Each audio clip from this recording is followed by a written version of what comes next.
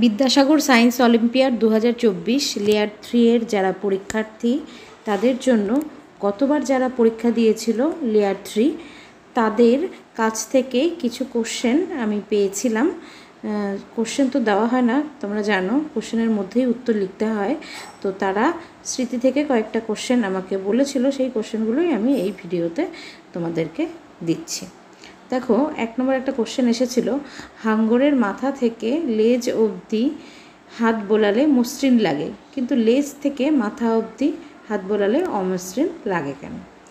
আরেকটা কোশ্চেন এসেছিল, পাতার গঠন দেখে কিভাবে বুঝবে কোনো উদ্ভিদ দ্বিবীজপত্রী না একবীজপত্রী?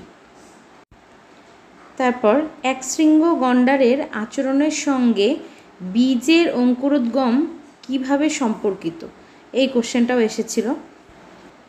আর এসেছিল, আধুনিক কৃষিকাজে ছত্রাকের গুরুত্ব কী?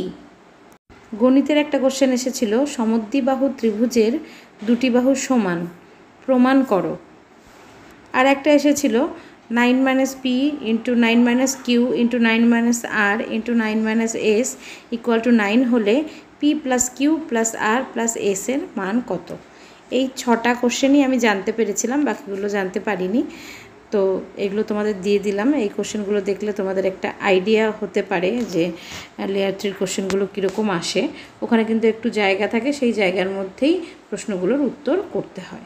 যাই হোক, তোমাদের প্রিপারেশন কেমন কমেন্ট করো। আর আমার চ্যানেলে কিছু লেয়ার 3 প্রিপারেশনের ভিডিও দেওয়া আছে, সেগুলোও প্লেলিস্ট থেকে ক্লাস 9-এর বিদ্যাসাগর সায়েন্স অলিম্পিয়াডের যে প্লেলিস্টটা রয়েছে সেখান থেকে দেখে নিতে পারো। তাহলে ভিডিওটা আমি এখানে শেষ করছি, দেখা হচ্ছে নেক্সট ভিডিওতে।